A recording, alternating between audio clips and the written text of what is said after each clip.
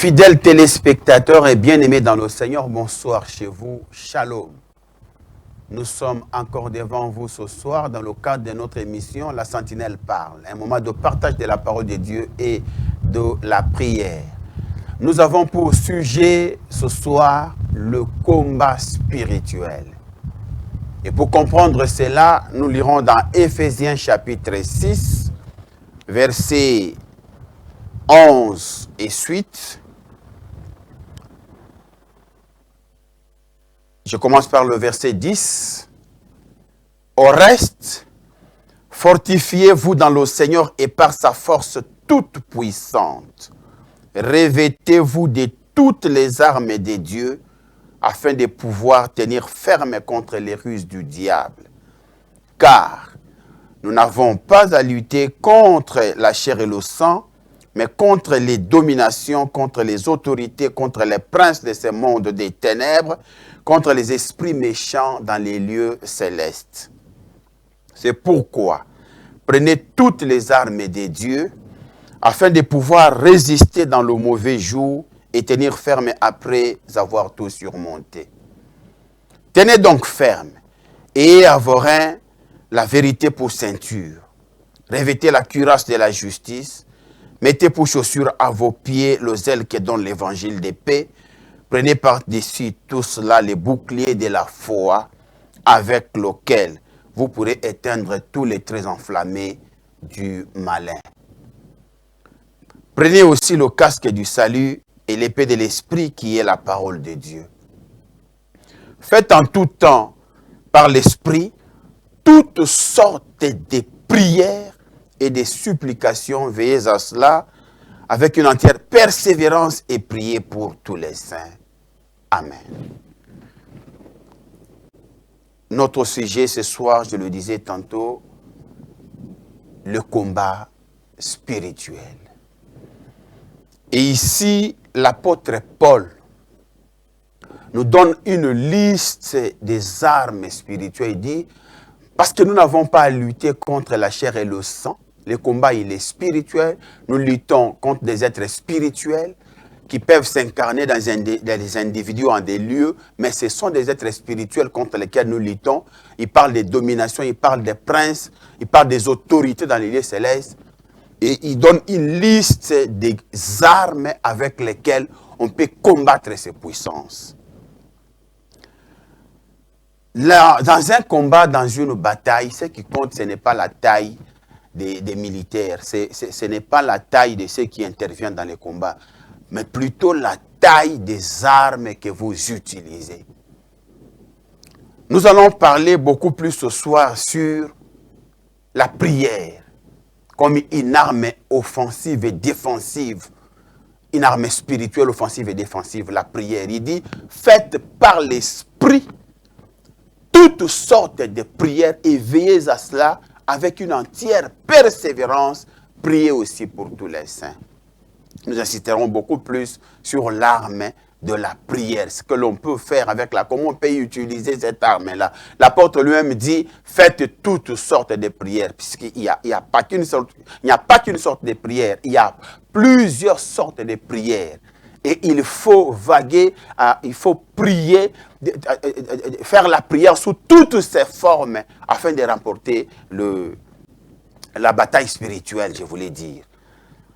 Les armes avec lesquelles nous combattons, elles sont spirituelles, elles ne sont pas visibles à l'apparence. J'entends généralement dire que le pénal tient les civils en état. J'ai envie de dire ce soir que le spirituel tient le physique en état. Parce que quand le spirituel s'en mêle, le physique s'affaisse.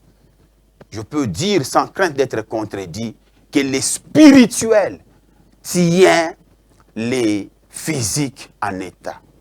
Mais je vais vous dire une chose, bien-aimés, ce soir.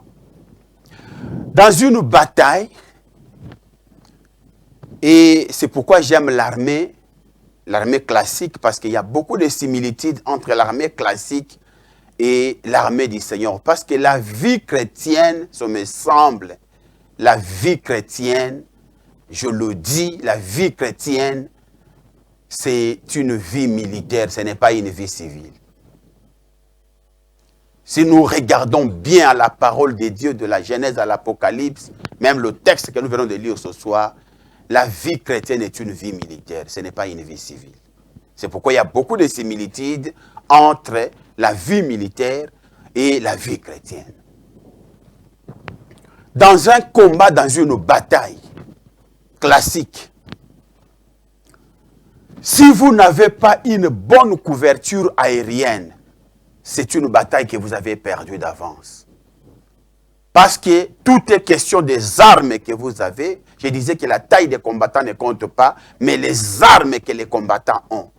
Et si vous n'avez pas une bonne couverture aérienne pour appuyer les unités au sol, c'est une bataille que vous avez perdue d'avance.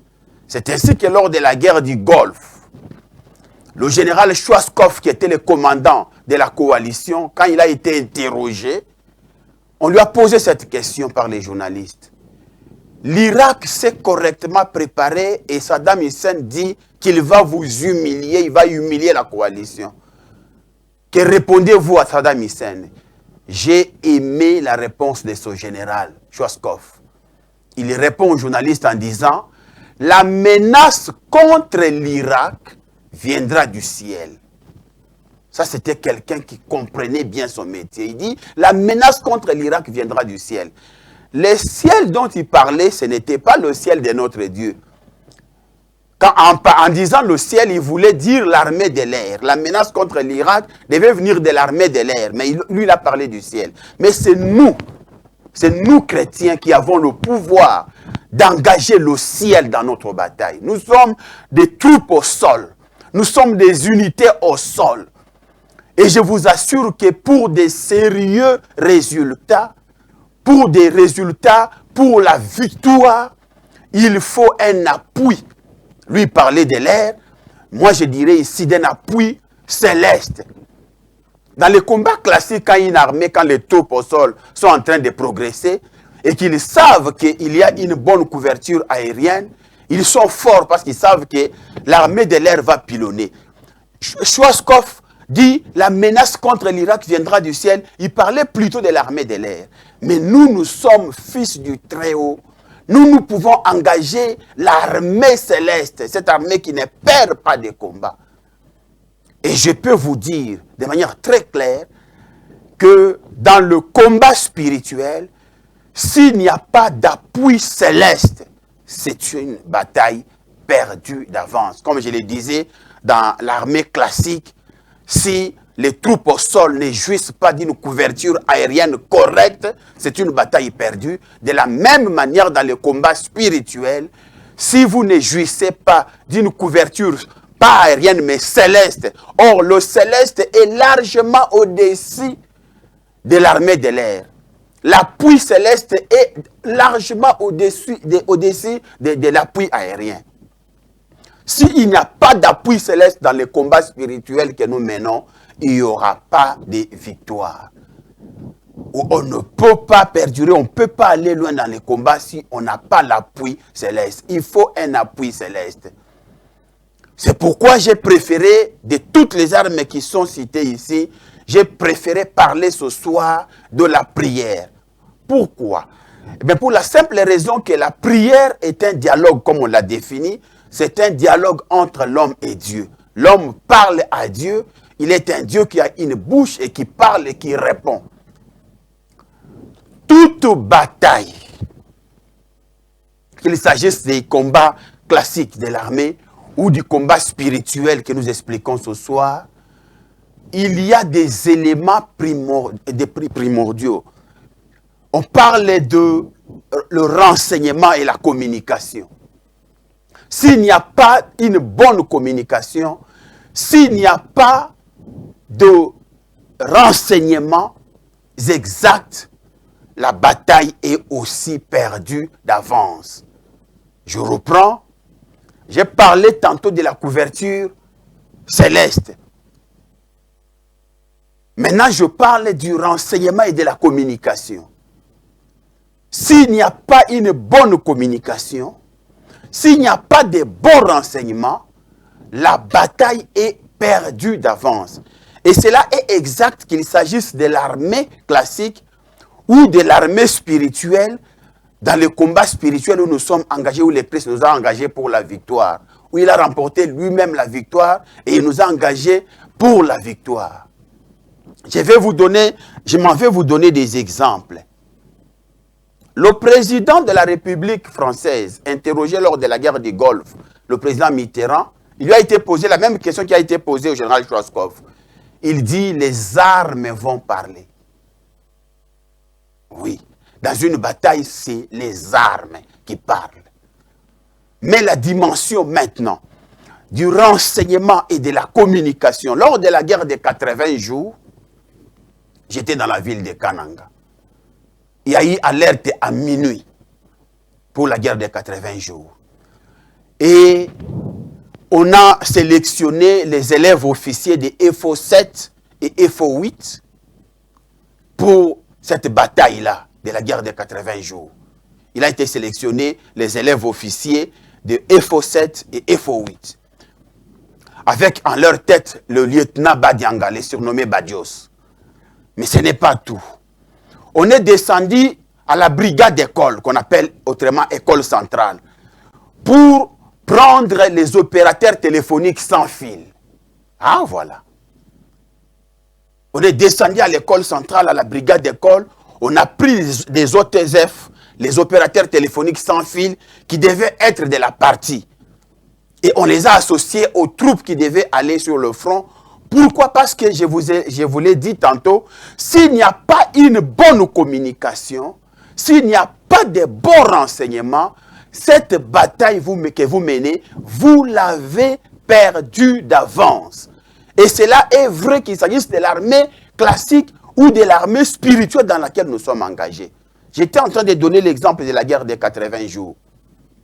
Après qu'on avait réquisitionné les élèves officiers de FO7, FO8, on a pris les opérateurs téléphoniques sans fil de l'école centrale, de la brigade d'école, et on les a associés à cette équipe, et ils sont allés pour cette bataille. Pour établir la liaison entre les troupes au front et la base qui était à Louisa, et établir aussi la communication entre la base qui était à Louisa et l'arrière-base qui était la ville de Kananga. Donc la communication. Vous n'allez pas vous engager dans un combat spirituel sans la communication avec le ciel. Dans un combat spirituel, il faut s'assurer d'avoir une bonne communication. Nous avions au Zaïre un service. Nous avions au Zaïre un service qu'on a appelé SARM, Service d'action et de renseignement militaire. Et nous avions encore un autre service, AND, Agence de documentation nationale, devenu aujourd'hui ANR. Le SARM, c'est ce qui est devenu aujourd'hui la DEMIAP, la détection militaire des activités anti-patrie. Le renseignement militaire et le renseignement civil. Voilà. Donc, sans renseignement, il n'y a pas de guerre que vous puissiez mener et remporter la victoire. Sans renseignement, sans communication claire, il n'y a pas de sécurité non plus. De la même manière, nous qui sommes chrétiens, pour s'engager dans un combat spirituel, ça demande une bonne communication. Une bonne communication avec le ciel. Et il faut, je le pense, ce me semble, il faut avoir aussi avec soi ce que moi j'appelle les officiers des renseignements célestes, ORC. Ils sont importants dans les combats spirituels. Des personnes qui peuvent écouter quand le ciel parle. Parce que Dieu est un Dieu qui parle. La prière, nous l'avons défini au départ, que c'est un dialogue entre l'homme et Dieu. Nous parlons à Dieu. Mais il faut que nous l'écoutions aussi quand il parle. Et Dieu, il est écrit dans le livre de Daniel, qu'il révèle les choses secrètes. Des choses cachées, enfouies. Nebuchadnezzar a eu une vision. Et il a même caché la vision qu'il avait eue. Mais il y a eu un garçon qui a invoqué Dieu, qui lui a dit, et sa vision, et son interprétation. Voilà. La communication et le renseignement. Le renseignement céleste est largement au-dessus du renseignement terrestre. Le renseignement céleste peut voir des choses enfouies sous les sols. Le renseignement céleste peut voir des choses qui arriveront le lendemain. Le renseignement céleste peut vous donner des précisions sur des choses qui se trouvent à grande distance, à 8 000, 16 000, 20 000 km de distance. Le renseignement céleste. C'est comme ça que Daniel dit, sans risque d'être contredit, il dit, il a invoqué les dieux qui révèlent ce qui est caché et profond. Oui, il est un Dieu qui révèle ce qui est caché et profond. Nous avons connu à l'église le cas d'une sœur. Elle s'est mariée et elle est entrée donc chez elle. Elle a eu la grossesse. Et le premier trimestre de la grossesse a posé beaucoup de problèmes. Ils sont allés voir un gynécologue dans une infrastructure médicale de pointe de la capitale ici. Et il leur a été dit que l'œuf était vide. C'est ce qui leur a été dit. C'est ce que l'échographie avait révélé. Et ils sont venus me voir. Je leur ai dit, gloire à Dieu. S'il dit avoir vu l'œuf et que cet œuf-là est vide, c'est déjà bon.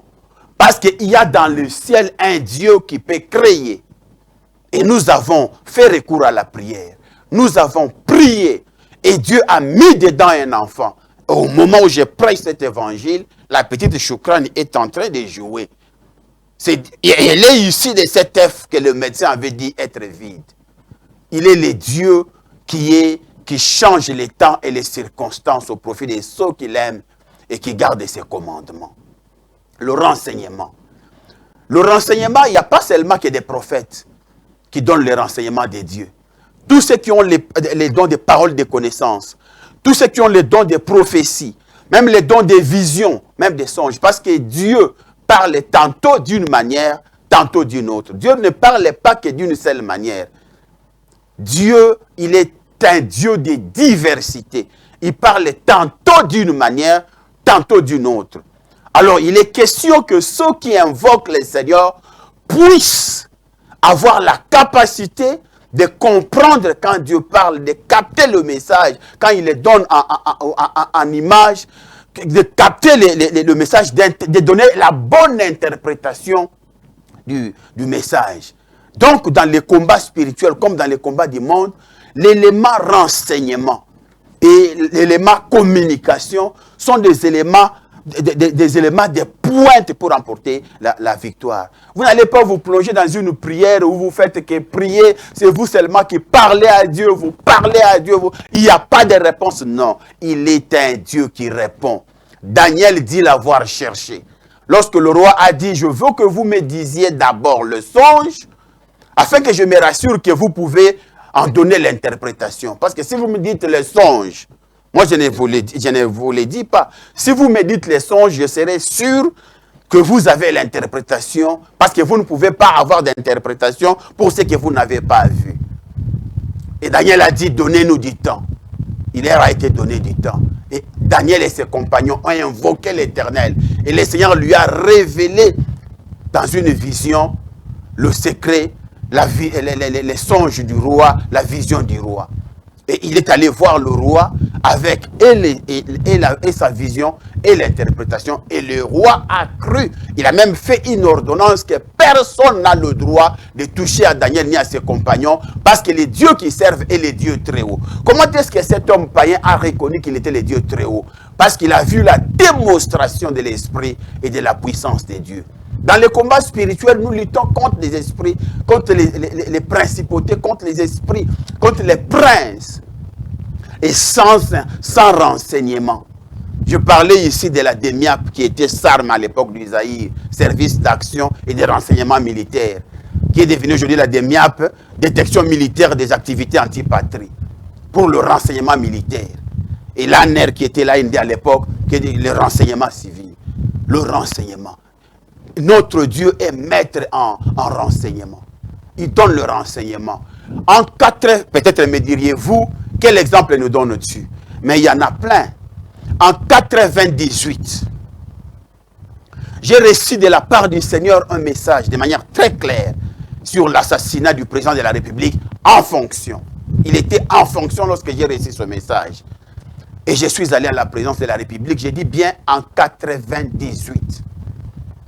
J'ai reçu le renseignement céleste, m'a renseigné que le président de la République en fonction devait être assassiné.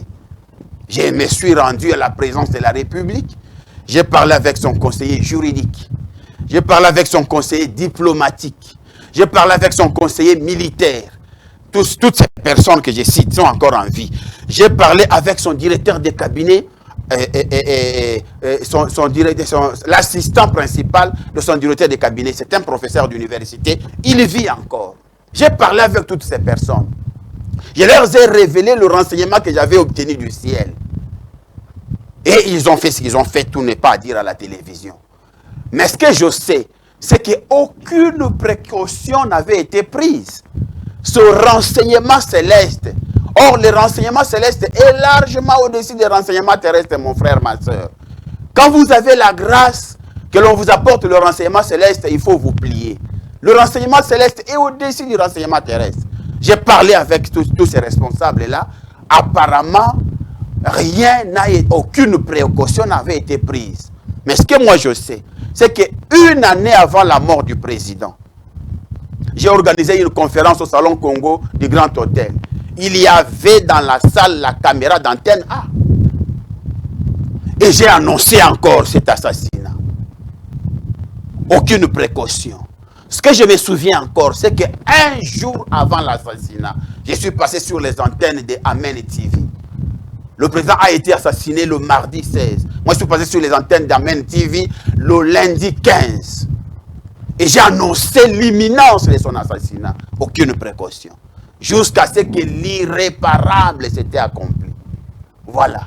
Vous pouvez rencontrer des gens qui ont des problèmes, mais qui négligent le renseignement céleste. Je peux vous dire avec exactitude que le renseignement céleste est au-dessus du renseignement terrestre.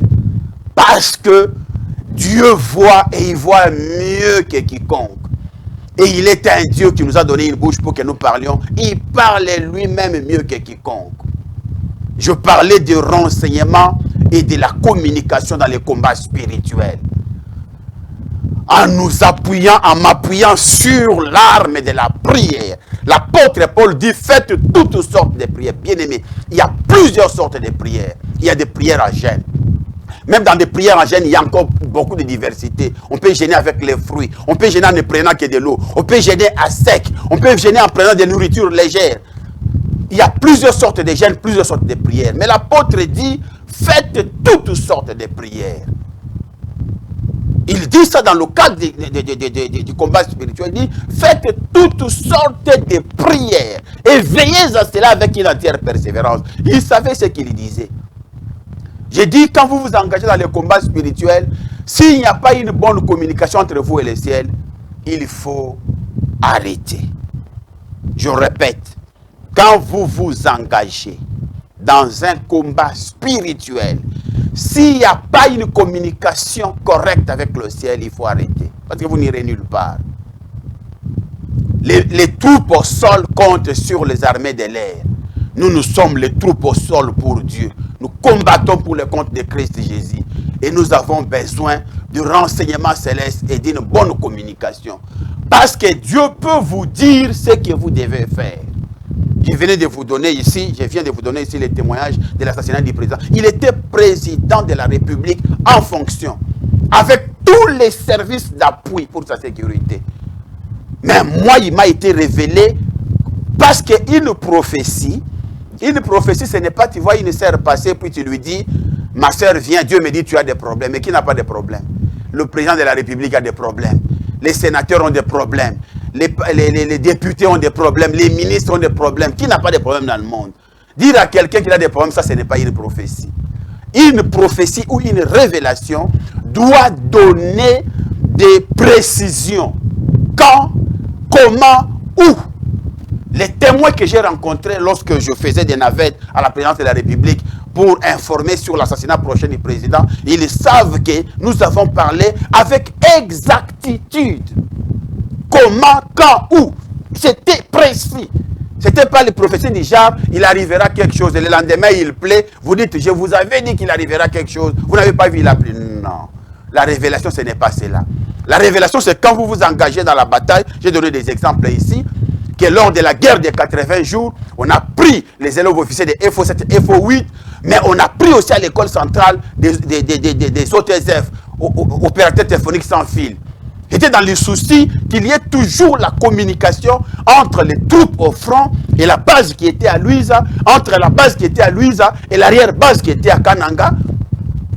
Il a été réquisitionné les opérateurs téléphoniques sans fil. Nous sommes en ce 21e siècle comme ces opérateurs téléphoniques sans fil qui furent réquisitionnés lors de la guerre des 80 jours. Le général Schwarzkopf a parlé de l'armée de l'air qu'il appelait le ciel. Mais nous sommes à même d'engager réellement le ciel.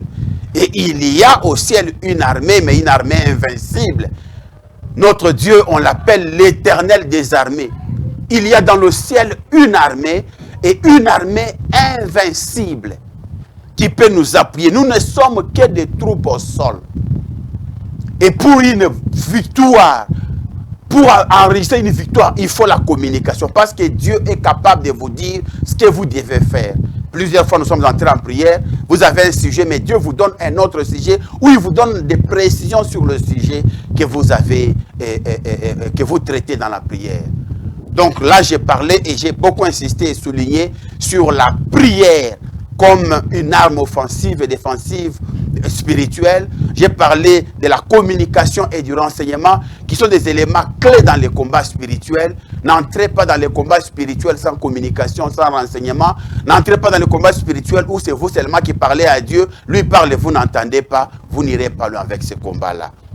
Je suis en train de chuter. Nous avons partagé aujourd'hui avec vous sur les combats spirituels. Nous avons parlé sur l'arme de la prière, toutes sortes de prières. C'est pourquoi nous vous invitons à la retraite. Nous organisons une grande retraite en cette fin d'année.